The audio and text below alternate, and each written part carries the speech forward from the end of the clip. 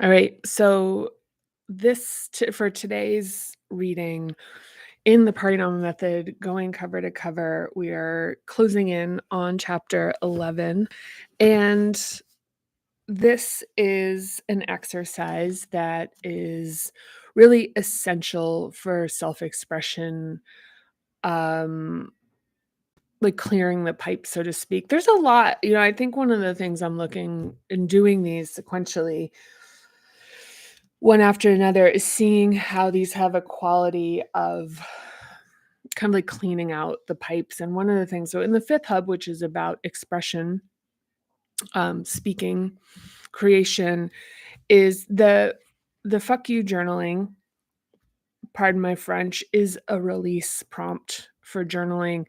And what this counteracts is that there's a tendency, and this is how this, or people call this throat chakra, how there's like this kind of tension that builds up in the neck and even like in the chest and the jaw and the mouth, which is like the strategy of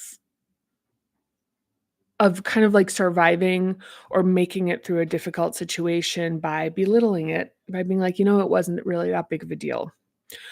Or when we've done that long enough that it becomes so reflexive that we actually just don't even have to think it. We just think we're not tough enough, or we just kind of go, well, what are you gonna do? Instead of really addressing a grievance. Because the reality is that in a lot of these situations, especially when we're talking about like the childhood dynamics, where if it's futile, and actually even if standing up for ourselves leads to excessive punishment, discipline, even just disapproval and being ostracized, whatever it is, or even just shock of, like the whole, even no matter what, there's just a way that's like in terms of an adaptation that forms, it's like it's a strategy to be able to manage a naturally arising quality that we have. And one of them is like the responsiveness of speaking up gets diminished. I mean, maybe we had, like a primary caregiver that every time we spoke up would talk us out of our feelings or explain to us why we were wrong instead of hearing us out, right? So especially with like emotionally immature parents, that can be, kind of an opportunity for them to I realize that my hair in these is like really challenging to look at. So I'm trying to make it somewhat serviceable here. That can, that can be like have a long-term type of like a long-term type of outcome, which is that we just learn to second guess ourselves and then eventually just not even acknowledge. Now, okay, that's a lot of talking in the kind of philosophical, like theoretical realm. And the thing I'll point out here is this: how have I used this in the practical world? How have these been practically applied? And how they've been practically applied is, for the most part, have been used in exercises that relate to people's professional lives. Like it's, and so one of the things that happens is if we've been treated poorly and not spoken up and rationalized that maybe, it's like, okay, maybe you're undermined, maybe passed over for a promotion, um, not given the same opportunities as other people. And,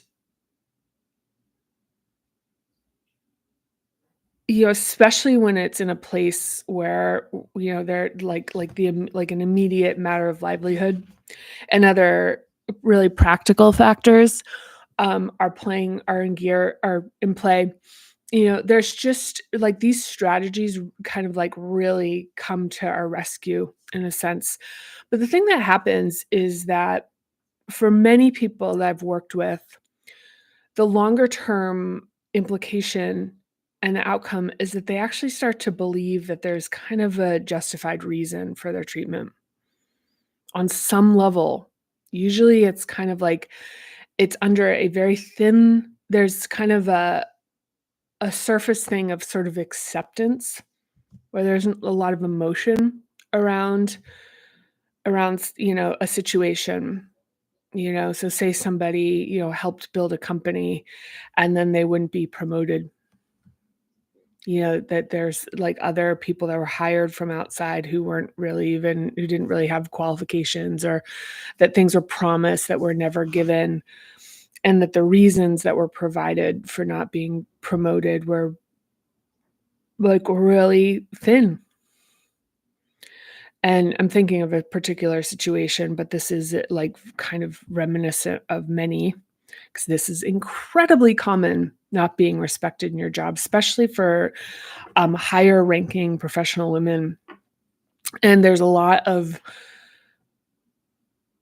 and any like women, and then also any marginalized community, any minority population. It's like very common. And the way to adjust to it is also very common, which is to kind of be like, well, it's kind of like this thing happened. It didn't work out. And now I'm somewhere else. Many times it's like that thing happened a while back. But when we start working together, there's just this block in terms of their confidence, their capability, their ability to really access even their like the capacity of their talent that's available for them. There's like a governor on things. There's a protection. There's kind of a slowdown. There's a thing where it's like you're kind of like one of the things that happens is like in this kind of like trapped feeling of having been unjustly treated, that it's kind of stuck in your craw kind of, but with the layer of being like, well, it wasn't that big of a deal. I'm not there anymore. That tends to like hide it in plain sight. And and then you see this repetition where like in a new situation, the same dynamic is showing up.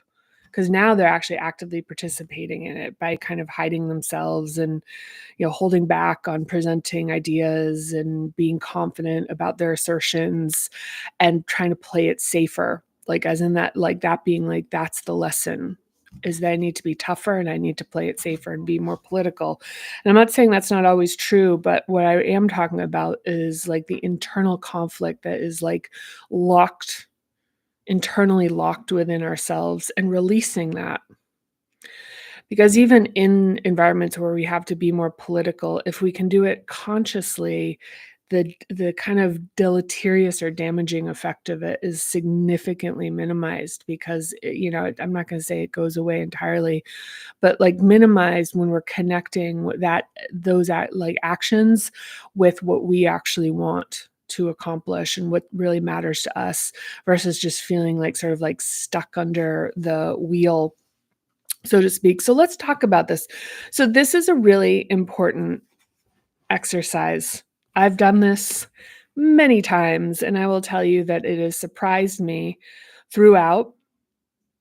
And, one of the things that is like with the fuck you journaling is that it's surprising, because the adaptations around holding back, and holding back, as previously sort of mentioned, are that we minimize it and go, yeah, it's not, it's not great, but it's not the biggest deal in the world. And so we're looking at anyone who ever made you question yourself. And of course, this can go back to parental relationships, but there's a really functional way to use this for professional development in the here and now, about blocks in terms of your own capacity when thinking about people who diminished you or held you back or didn't believe in you. and really addressing that. And I'm not saying this means like we have talent that's beyond what our capability is, all like that there's no room for development, it's everyone else's fault. What I'm saying is this quality of not allowing ourselves to be frustrated in that moment gets stuck and creates maladaptive behavior. So it's like we're clearing the pipe, so to speak. And then it's like once we're cleared, and even when we're like losing some of the defense that builds around this, um, that optimally we can see more clearly and be able to handle our limitations in a sense of like, okay, well, I can work around that or I can improve it or whatever without it feeling like, okay, this is something I have to protect because it's something that gets used against me and is potentially like dangerous for for my emotional and like in the safety of my belief in my capability. So let's talk about it. So this is page 285 if you're following along and if you want to call back to it. And it is called Fuck You Journaling. It's funny because in this I used an asterisk. My editor was very insistent about this is a book for adults, so I used the full word. It's good to be surrounded by professionals. So sometimes genuinely awful things happen and we can't figure out whether we're supposed to or are even allowed to be upset about them. That is to risk being too sensitive. This is common with professional or personal experiences in which diplomacy and sugarcoating are passive aggressive, demeaning, destructive, or diminishing. As leaders and professionals, we've been conditioned to take responsibility. This comes back to bite us when we're dealing with mistreatment, such as being passed over for advancement, for unfair reasons of being laid off or fired without respect or dignity. Yeah. Just as I'm reading that, I'm realizing how applied this is for so many people that are going through the process of parinama. It's very common, and it's very common that your power is actually for whatever reason, it's not that they don't think you're powerful, it's that they do think you're powerful, and they resent it kind of thing. And back to the other, it's like I think in the last journal prompt or no, I think it was in one of the previous ones where we're talking about, the way people treat us has so much to do with their capabilities. And this also relates to their limitations. So, I mean, with that being said, the importance of surrounding ourselves with the right people to the best of our capabilities. It doesn't, in my experience right now, one of the things that I'm working with is like, okay, where to draw the line on that. Because it's also, I mean, to be human is to have, to be human. To be human is to be human. Yeah. And I think that, yeah, actually, that's a longer one for another time. So, okay, unfortunately, there's an epidemic of mistreatment in the workplace. Okay, that's a fact. This comes from the work that I used to do in terms of advising people. Epidemic, truly. Perhaps you don't even feel angry. You feel demoralized, depressed, and your confidence has taken a hit. We won't always feel comfortable accessing our anger or won't feel ready to speak it aloud. Many of the folks I've done this exercise with begin the process with reluctance about the notion that they're angry, but afterwards find themselves a bit astonished and relieved by the release that there was so much of it. Keep in mind that full-blown anger is socially stigmatized as out of control, harmful, and even immature, so it's often hidden while the indicators of its existence are feelings of irritation and frustration. This is where the Fuck You Journal comes in handy. It can take a few minutes to build momentum, but be patient. Consider that anger and or irritation are forms of grieving mistreatment and allow yourself this process. Don't worry about the negativity that arises. Surfacing it moves it out of your body mind and leaves it on the pages that can be shredded, burned, or trashed. The following steps take you through the process of fuck you journaling. This is also a way of building a certain facet of emotional capacity.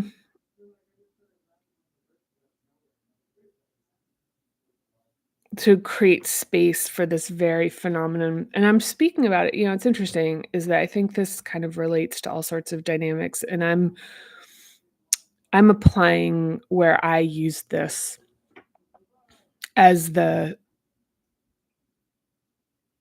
yeah, I'm applying where I use this definitely in terms of how I'm talking about it, and even how I've used it with myself.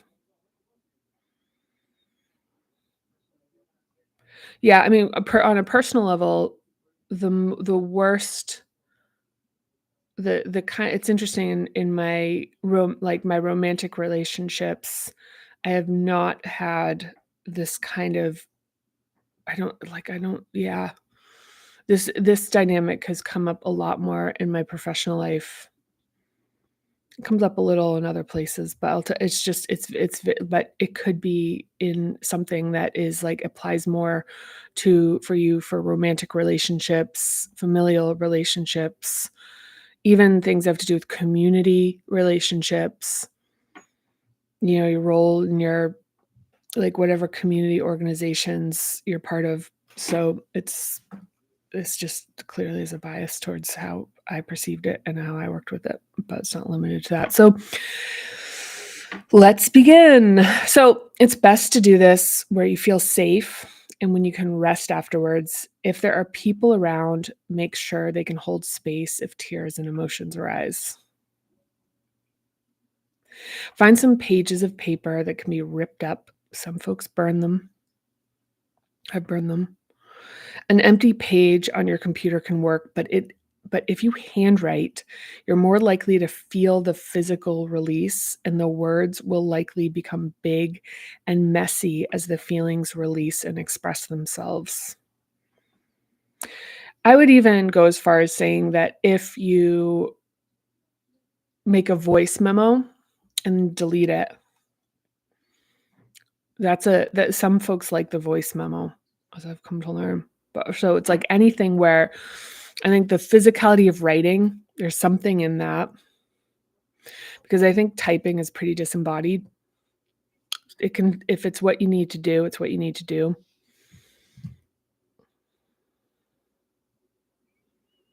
So imagine the person you want to confront the most. There may be a line, but you know who's at the head of it.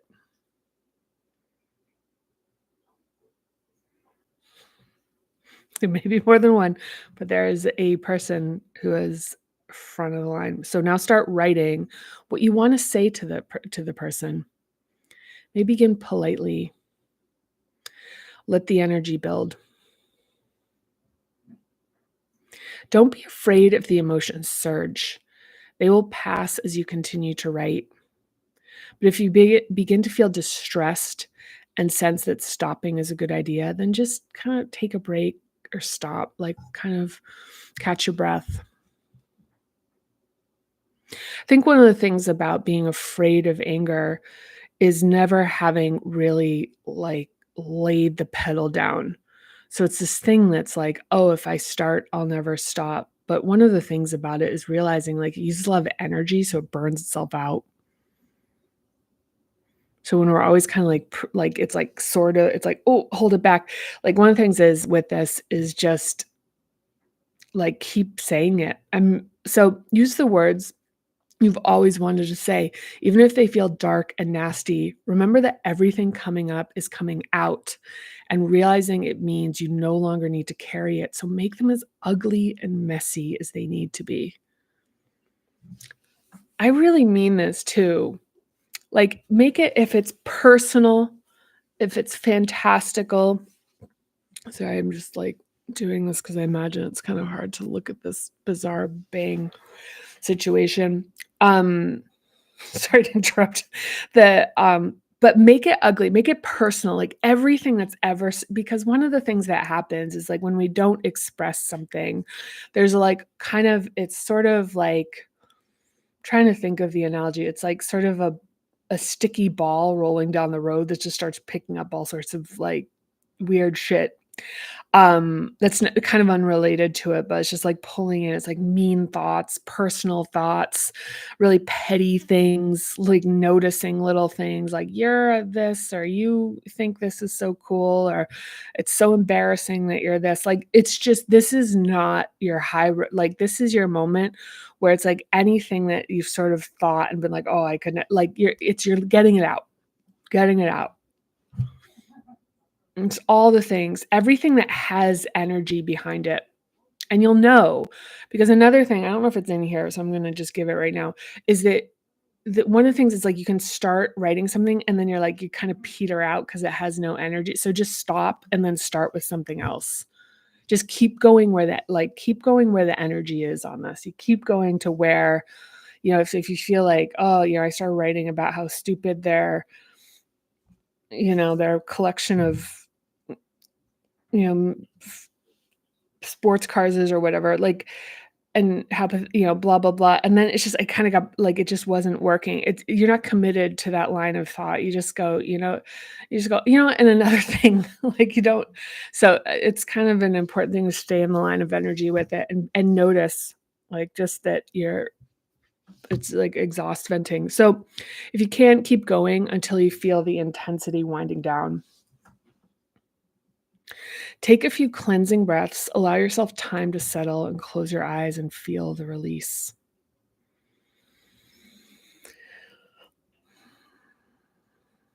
So this can even lead to feeling like you want to like scream into a pillow, so this is something where it's like if you have to like get in your car, like drive down the freeway and be like, "Oh my god," kind of thing.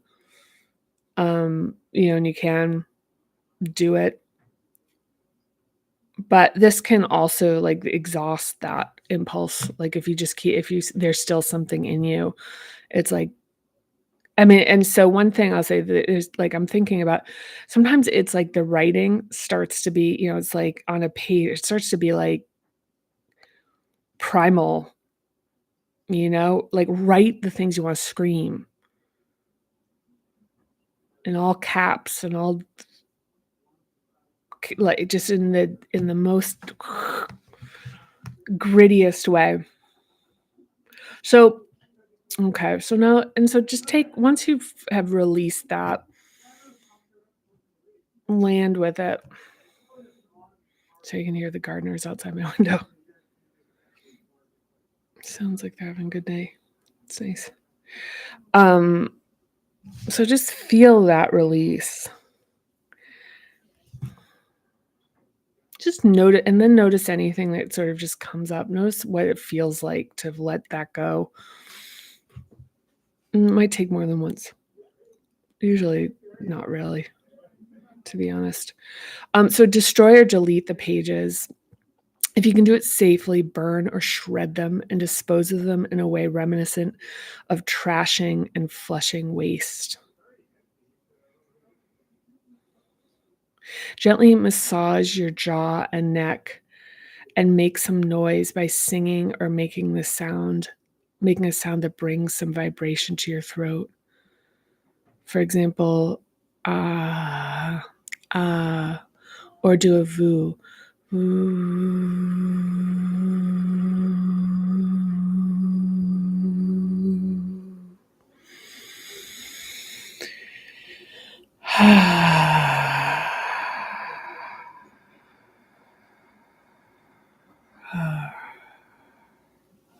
Ooh.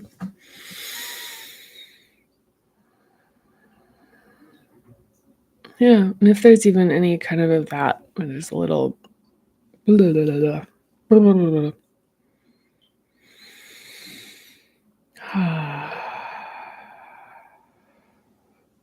Just notice any changes you feel in your body. So, and drink some water, get some rest. You are amazing. You're amazing. Doing that is a extraordinary act to release that from yourself. Give yourself that allowance, that opening, that ability to re-access something that's very important about who you are. So repeat with as many, usually separate sessions, as it takes to clear it all out. Sometimes there's, and this is a thing where it's like, often there's more than one person. So, but the thing is just one, doing it once.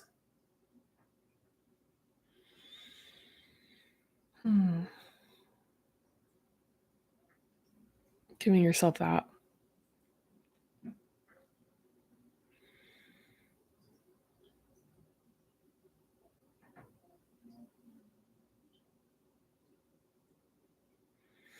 Yeah, these are really good.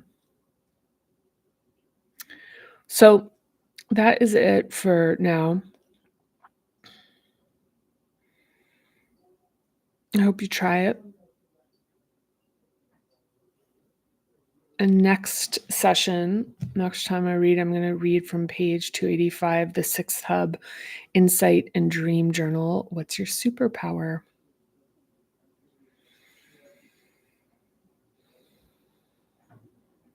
Yeah, I mean, this goes back to the fourth hub about what do you like and you love about yourself. Like, so, and that's not what we look at here. But one of the things in the sequence of prompts is it's real tune in to this really who we are. We spend a lot of time paying attention to our adaptations, things we need to improve, blaming ourselves, guilting ourselves, shaming ourselves for our behavior patterns. And for good reason, because we're not provided with any constructive outlets for how to shift this stuff. So there's a good reason that these patterns just persist, is that it's like, what's the alternative? And we're in the alternative right now. This is, so with Parinama, what we're doing is we are, it's like almost like a reparenting manual, or even just a guidebook for self-actualization.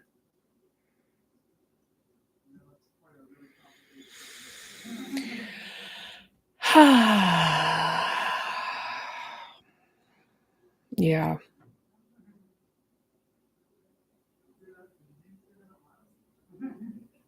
All right. I'm sending you so much love and appreciation and respect. And I'll mention again any comments I respond to. If there's anything that you want to ask in private, you can direct message me on the Parinama Method Instagram. But any way that if you're here and you're in this, we're in this together. So I'll see you next time. Bye for now.